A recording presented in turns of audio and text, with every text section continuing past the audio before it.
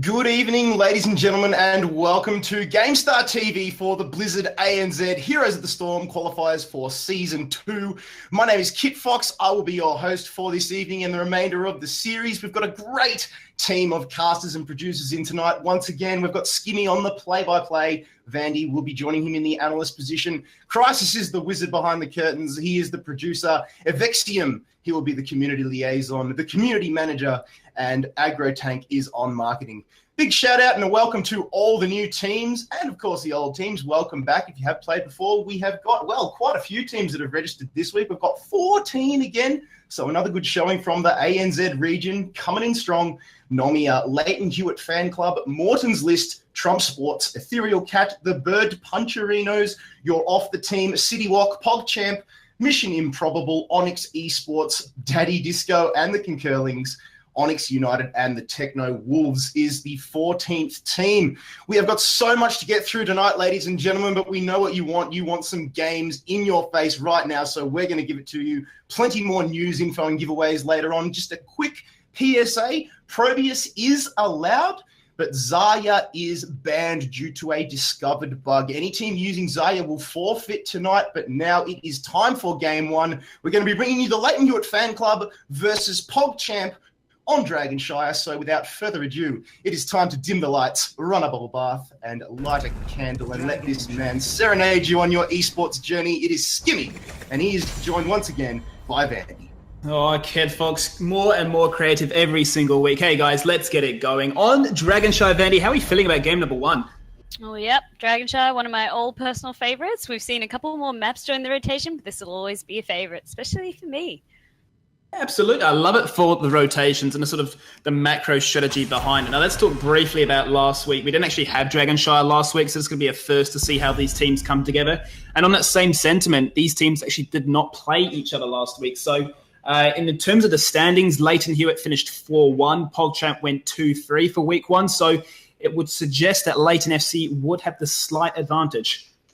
Yeah, definitely. I mean, with Pogchamp as well, we saw a showing. We also got to see Lleyton FC for the first time last week, and they are on fire, Skimmy. That 4-1, Nomi is going to be worried because I think that was perhaps even one of the dreams that they dropped.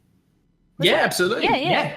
Absolutely. And I was just going to say, touching on the Arthas, we said last week, given how strong he is on this new patch, we didn't see too much of him. We saw no bans on the Arthas. But this is a first ban coming out the side of Pogchamp here. They're just not messing around. Already that indicates to me that Pogchamp definitely wants to run people that might be auto-attack heavy or as well bruiser heavy or melee champions. Because when Arthas did slip through last week, we were seeing a lot more of his new stickiness that Blizzard sort of get to him. Like when you're in his range, you're going to stay in his range. It's quite hard to sort of get yourself out of there. So that's sort of, I guess, what they've sort of indicated just by going off that. And Dahaka as well, just banning out that global presence on the other side. Yeah, and to touch on that same point, it seems to be a lot of focus on this top lane control, right? So Arthas, as well as Dahaka, definitely huge presences in that top-hand side. So going for the faster early on gives them the global pressure, but a reliable solo laner. But this is the talking point in this first rotation, right? We saw all last week. These were the top 2 picks to go for, Ragnaros and Malfurion. No question as to why they're so strong. They're undisputably tier S. And given you've only got 2 picks in this first rotation, you just cannot afford to give them up. No, definitely. And I mean, that's probably what they were trying to aim towards. They didn't mind letting you go a little bit more of that global presence as long as they didn't have 2 global champions. Because as you sort of know in Dragonshire, you can easily turn the tables because it is, I guess, a mid-sized map, but it concentrates around those true shrines that you need to sort of take control of. So by having that global pressure, you've always got to keep it in mind and you have to play around it. And speaking about the second rotation of picks, let's keep in mind Zarya has been banned. There's a known bug with her, so that's definitely going to influence how these drafts are affected. Because usually speaking, Zarya was a go-to. And speaking of which, Lucio is going to be the second lock in there. Such a popular support. We saw him last week, the most popular in that double rotation pick. Going with the Valor as well, that's almost secured their DPS. Lucio is so good at keeping his team alive and just that healing. The numbers that you see coming out of Lucio just because of that area of effect, it's actually a lot higher than Brightwing because it ticks faster too. But that's what just makes him so desirable. Half the time people are wondering how they get these numbers. It's just because he's got so much sustain available at his fingertips. So a great sort of counteraction to Malfurion. But Malfurion's got one up. If he takes Twilight Dream and gets the silence off, Lucio cannot actually drop the beats. He's going to be a bit useless. So I think Malfurion sort of wins in that support off. But hey, that's why you've got the rest of your team there for you. Absolutely, yeah. If Malfurion goes for the Twilight Dreams and it's a poor DJ showing, right? You know, it's your old iTunes DJ just pressing play and nothing really happens, unfortunately. But I mean, talking about their comp so far, they got good wave clear, they got a solid top laner, and they got their support. So definitely looking for those final 2 picks, some bruises. But there's been a bit of contention, really. 3 of these bans on towards tanks that now allows Murden to be locked in, arguably the best tank in the game. And you're going to go for Grey main too. So plenty of strong picks. Solid lineup starting off on both sides. I'm liking both teams, and I can see they're definitely sort of thinking and picking and with the objective in mind. Look at that. And once again, there we go, that Leeming Johanna. It's good to see, I guess, when we're getting instant picks off the board. We can't even talk about them so quick. They've really made up their minds. So sort of going into that, that's why they wanted to sort of ban out that Arthas, getting rid of that threat for Valor, Falstad, as well as letting Johanna get in there and then get into, I guess, the opposing team's backline. And with that Murid and Greymane, Chromie's going to give them a lot of poke for those objectives. Same as Ragnaros. If he Molten Cores up, they have a lot of reach, a lot of poke at their disposal, Skimmy. I mean, the biggest factor, if we compare the two teams from a standpoint of they've both gone for solo tanks. Generally speaking, we've seen these double tank compositions take the lead in terms of where the meta's shifted, but really seems to be the case of let's run triple backline, let's be super greedy, have tons of damage to use at our disposal. And I would actually have to give it in the favor of Lleyton Hewitt FC at this stage, merely for the fact that they have a Chromie, which is going to be quite safe. But for the fact of Lucio being able to speed boost and accelerate the team in, Chromie should be quite fine in the backline. Oh, Chromie, we saw Demise, I guess, on the first week, bust out those moves with Chromie, where we were all seeing that show off against Nomiya. So we know what Chromie is sort of capable of bringing, and we want to see it again. So if they can't shut it down, there's just huge, huge damage potential coming out on that team. That's the way, and let's bring these teams into the introductions. On the right-hand side, it is Team Pogchamp, and they are led by Ultivian, the captain, on Lucio, giving the beats. It's Bio on Vala, Axie on Falstead, Spyro on Leeming, and to round things out, it's Bigsy on Johanna. And then we've got Lleyton FC on the blue side, Jaddy playing Malfurion, Against Time on Greymane, Physics on Chromie, Godzilla on Ragnaros, and Zeth playing Muradin. Let's just hope we don't see a repeat of last week, right? We had a Chromie that was so dominant all game, and then it came to one, I believe it was a Gust, right? One final performance, the Chromie got taken out, and from then, the game was done and over with. So let's see if this early game pressure really can come into Alone. They've got a lot of backline pressure. You can already see Chromie dropping the deeps. And there's no burst healing, so Lucia's going to have to really be targeted in this one. But there we go, Johanna taking a fair chunk of damage, forced to pop the shield. And expect to see them just go for the standard lanes, taking pot shots as a regard. Definitely, and I mean already we can sort of see the teams in terms of talents. We've got Falstad taking up Hammerang, so going for the Mage Falstad build. We've got Malfurion picking up Shando's Clarity, making sure he can have that Innovate up at his disposal because he's got so many mana-intensive champions on their team. We want to make sure that they can keep the poke going, keep that tempo going if they need to do an extended push. And then to carry on your point, I actually really like it for the sole reason, like you mentioned, they've got double wizards. So given the fact that it actually improves the cooldown duration, that's definitely going to be a big factor to keep in mind as opposed to going for the ward or the extended Moonfire damage with the clearing off the way. So here goes Spyro, actually teleports into the root. There comes the combination. First blood on the squishiest wizard of them all. Chromie wins the battle. That magic missile was not going to do anything. Force Armor with the spell armor, getting reduced didn't do anything. Well, not when you teleport into the stair. You just got no escape there. So unfortunate to see, maybe a misclick. Yeah, Team Pogchamp changed the team not like this in a glimmer of seconds. And it's going to go straight for the temple phase, and Ragnaros is going to have to slide advantage to start things off here. He's already gone for the cap in the bottom-hand side as well. Lleyton FC have got the double cap. You're going for a very early dragon, a minute 40 into this one. Against them is beginning to channel, no response towards it. And just like that, they pick up a kill on Vala, another carry gone, and a dragon going straight through mid.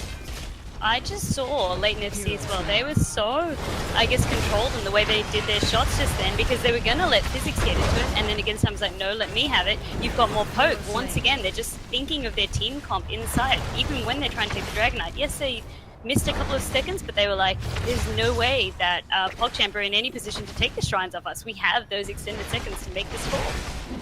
Away 2 minutes into this one, already getting huge advantages. 3 kills, not to mention the fact they've got 2 levels now. They've taken out both towers and medal, soon to be both towers. That one is out of ammo, and they've taken another tower up in the top lane. So lots of pressure added across the board. Against time is going to drop out of this one in just a second and return back to lanes. But 2 levels on so early on, that's definitely giving you momentum to get those rotations swift and sharp. Yeah, they're really on point. They're not wasting any time. I mean, that's against time's name, right? Well, that's it.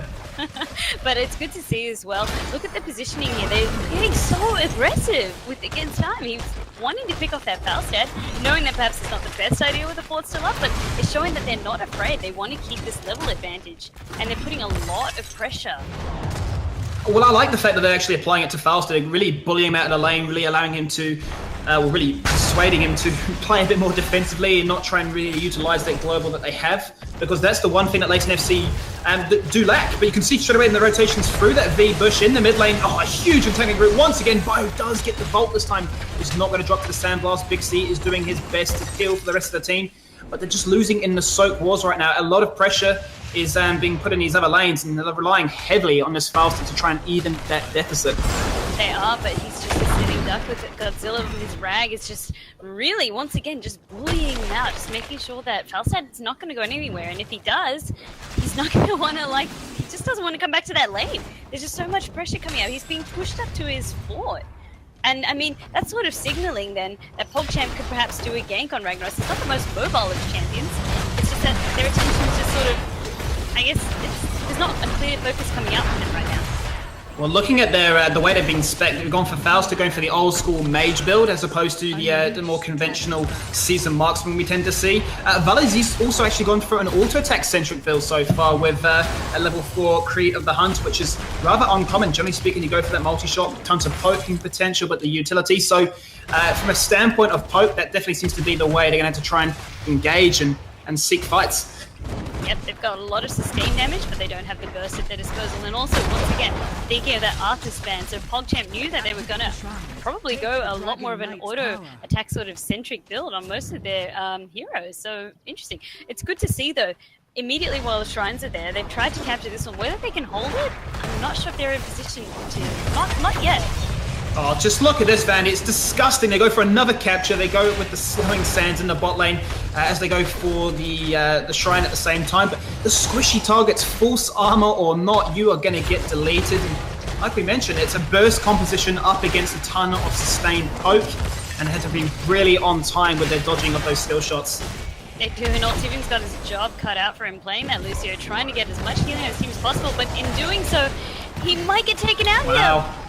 Yeah, Lucio gone for 3, and against time's on the back end side looking for Big C. One shot will do it, 40 health on him. He's going to walk into the Arcane Orb. He does dodge it for a little bit longer, but Greymane does go out in the end.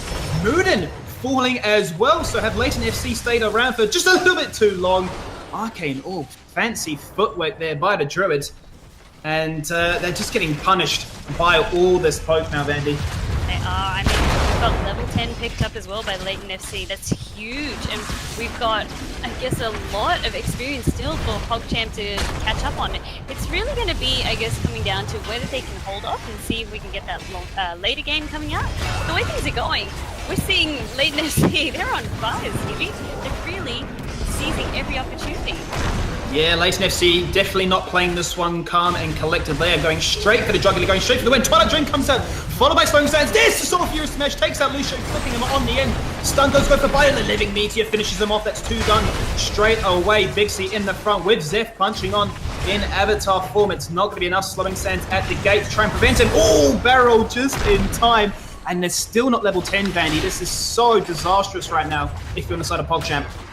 Yeah, I was looking at that as well. I mean, they really need to be able to sort of split their team up, but they just can't, because every time they do, it just sort of puts them vulnerable in sort of being picked off. We're actually seeing a lot of Nomia's tactics, I guess, coming out from Lleyton FC this game, where they're really capitalizing on every advantage that they can see, playing a very aggressive game, even taking Pogchamp right under Pogchamp's nose, because they don't have that all-important level 10. They really don't have that team fight presence in their favor just yet. Oh, Vandy, don't do it. You're not level 10. You're going to go for the face. You're going to go straight into it. Gets caught by the entangling root. Is it going to be enough? He's still stunned out. Lucio does drop down.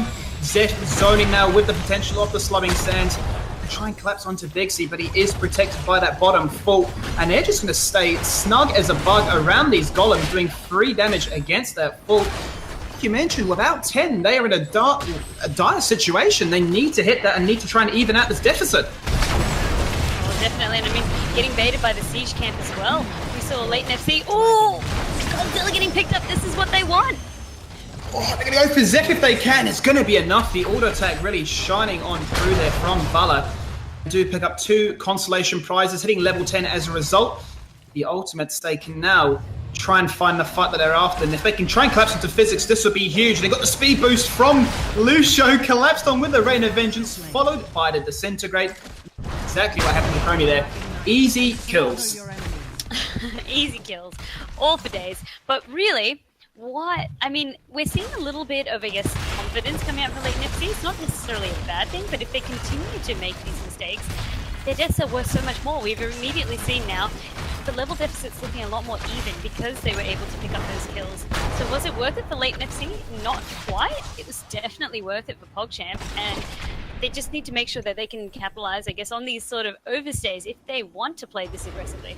Yeah, seems like a little bit of overconfidence there. Jady completely whiffs the Twilight Dream, hitting the ground. If anything, against time goes in there with the go for the throat. But the response was the Mighty Gust. Now Godzilla's going to come in for his own try. Easy clippings. He shows the team how it's done. And it takes 3 members to kill a bird, it seems. So they go now in towards the middle. Lleyton FC still with the pressure to take the dragon. It is ready to rock and roll, but they're going to go for Johanna first of all. It gets time to get in the channel. Slowing Sands coming out. Furious Smash does not connect. And the sound barrier is the response as the rest of the team chase on in. Same with the Blessed Shield. Followed by the Molten Core as Godzilla comes in swinging their hammer. Can he get a stun? He's going to go straight for Big C. And they're going to have him separated from the rest of the team. The carries are one way. The tank is the other. And just like that, level 14 plus some kills now, Vandy. I mean, when I was talking about overconfidence, guys. Yeah, but in all honesty, it was really well played. They definitely made sure to sort of chase back all members of Pogchamp right back into their base so that they can easily take the Dragon Knight uncontested. And with that, they're going to probably take down this keep, Huey, because there's really nothing that Pogchamp have at their disposal to get rid of it yet. I mean, we don't have a Mighty Gus, or, well, we do, but I mean, I don't want to say that because they might be able to save. There's your Mighty Gust. It's in the grid, down for 25 seconds. That's the problem. He was hanging around so low for so long. And they're really having a trouble, like we discussed in the draft, getting on towards this Chromie. There's no diving potential. They really are relying on Lucio to speed up and just make a play. But they are zoned out by the Slowing Sands. They get aggressed upon by the Entangling Root. And it just seems to go sour from there. One could argue that Big Z needed to be the Marauder in this case, because then he can jump in there, talk the boss, and get in from his face. But as I said, they're just lacking that. You can't hang around with low health, and there we go. Yeah, taken out there. Vala's going to run away. Physics has got the vision with the Time Walker's Pursuit, still looking for it. Sandblast, he's playing it patiently, also taking him to death. The Vault comes out. Doesn't have enough range. This is going to be the Dragon's Breath. Boom! Taken out for free. But it was a tray. So Vala for the Malfurion as well as the Grandman, which ran it straight through mid. 15-13, but the kills being 13-7. It's showing glimmers of hope for Pogchamp, but it's coming in small bursts. That's all right. They can work with that. And now they're just going to do this camp. I swear we've seen those golems there for multiple minutes on multiple occasions. They just keep sneakily taking those golem camps. And most of the camps, actually, we've seen Lleyton FC, I guess, maintain a lot of dominance on the mercenary camps available on offer. And a lot of that just has to be, I guess, with their level advantage that they're getting. I'm very conflicted with these builds now, Vandy. We've seen a Mage Fausted from level 1 that's now gone into Giant Killer. And then we have Vala that's gone for Tempered by Discipline as opposed to the Gloom to give herself some spell armor. So really playing perhaps with confidence, stupidity, whatever you want to name it, you'd want to stay alive for as long as possible. And if Chromie's the one that's one-shotting you, that's definitely not going to be the response for it. But regardless, they are still in this one. Shrines will activate in 5 seconds. They do have a level 16 team to come up against. They're really going to have to pick and choose how to go for these skirmishes, and if they can get a catch, that'll make all the difference. They're going to be looking for it. Whether they're going to get it, we've yet to see. But with that Mighty Gust at their disposal as well, they have that flexibility in terms of allowing them to pick their team fights more favorably and set up team fights more favorably. I just don't know if they'll be able to, because they do have that Ragnos. Once that if that heat goes down the middle, they've got Ragnos able to take that over with Molten Core, and that's just going to spell a whole lot of nightmares. Well, here's a nightmare for Axie, because he's going to go straight into the Dragon's Breath, and just like that, it does not matter if you got a Blessed Shield, because you are gone. No Gust once again. No opportunity to even get a fight here. Without 16, without a Gust to actually fight, force and engage, you just get punched on. And with that in mind, Ragnaros is going to go straight through to the middle. It's another free Dragon. It's going to be, and I mean, I'm looking at physics damage across the board, almost 40k, next highest being 25k. That's just showing how many of his shots are connecting and just how much of a field day he's having. He's really just got free reign, especially on the Dragon Knights as well. They just can't get close. And every time they try to pick a team fight, someone's already taken out before the fight's even begun. So that's really what Chromie can offer and bring to your team. Yeah, Pogchamp going to have to look at this one and sort of reflect on the draft as it goes on through, but there's the Gust to try and slow down this Dragon. Dragon's going to come straight back in with the punt. Zeph tanking on as long as he can. Bixie in the front line trying to peel and force a fight if he can, but it's not matter. 16 still not acquired for the Molten Core is being channeled. There is no interrupt, and Godzilla comes out. He's got a Sulfurious Smash coming in with the damage if he can. Bixie is low. He does not have the well available to tap. And that is damage from Godzilla swinging across the board. Root is there, but was not. And it seemed a bit anticlimactic, to be quite frank. There was a lot of swing, there was a lot of molten pouring, as I sort of predicted, but it was really good to see Pogchamp. They kept their cool as you can be with Ragnaros at your doorstep, and they only managed to lose one member. Oh, never, they've lost another one. It's always Faustin. Unlucky is the only way you can really describe that one, as they now, once again, steal the Siege Golems, going for that bot push. They've got plenty of poke, supplemented by the fact they have a Greymane, and now they have Executioners, not only on Greymane, but even on the Wolven Hammer himself. Big Mirrodin jumping into the fray, going for the kill. Look at him, he's doing so much damage on his own. So Fuse Smash comes out for visual effect. Go for the throat, and needs one more clip. Go on. Attack out Lucian. Well, and with that in mind, we've got Zeph on the core, the rest of them still hanging back. He's realized he actually comes for the pill, and just like that, Joanna gone as well. Vandy, this is a bloodbath. So chunked. I mean, Johanna's a tank, remember? A tank. That's just how much damage they do. So skippy. As you said, Executioners is up. They've got Chromie. She's got all of her quests basically filled up. She's got it. Look at how much damage she's doing. It is a bloodbath for days. They're gonna probably end here, and that's gonna be game 1. And there's no dispute on this one. It looks to be the game end. It's a field day. Physics having so much fun, picking up kills left, right, and center. And with that in mind, Lleyton Hewitt FC take game number 1. Well, it was really well played. I mean, what I saw was just so quick. It was very Nomia every time I was thinking back, because we've seen these quick games come out where the smallest thing just turns into a bit of a snowball and it just all goes for there. And really it all came down to the draft. That Chromie pick with no gap closes really punished Pogchamp a lot. There wasn't much they could do. As we sort of saw, Falstad was just getting picked off again and again. He just never got a chance to set up any team fights with Mighty Gust. Even with Ultivian trying to churn out as much healing as he could, it just wasn't enough. Johanna also getting chunked. So they just didn't have what they needed to be able to take down Lleyton FC. A lot of that, yeah, especially during the draft. A lot of that was lost in the draft. I mean, the first 3 picks, they ran themselves into a really solid foundation, but the last 2, and it put them into a hole, right? They put them into a direction that they had no response to, especially with Johanna, not the most dive-intensive tank, and with a Li Ming who's wanting to stick back. There's no pressure on the Chromie. You know, you saw as a result, top damage across the board, only 1 death to his name. And Physics, in my personal opinion, was definitely the MVP standout of that game. Definitely, I would have to agree. And it's not only just because of all the damage we saw or the fact that he didn't really have a threat, it's also landing his skill shots, setting them up well. Physics played a really good game in my eyes, so yep, well deserved. Congratulations there, Physics, as you go into the draw for the MVP program with Gamester. But that's us for game number 1. Back to Kit, folks, and game number 2 will be very shortly away. That is correct, Skimmy. Thank you, Skimmy and Vandy, for an amazing match. Lleyton Hewitt coming up trumps over Pogchamp on Dragonshire, but don't go anywhere, ladies and gentlemen, because we have got so much more coming your way. There is still 4 more rounds to play. We are going to give away a skin later on, so stay tuned for info on that. So don't go anywhere. We'll be back right after this.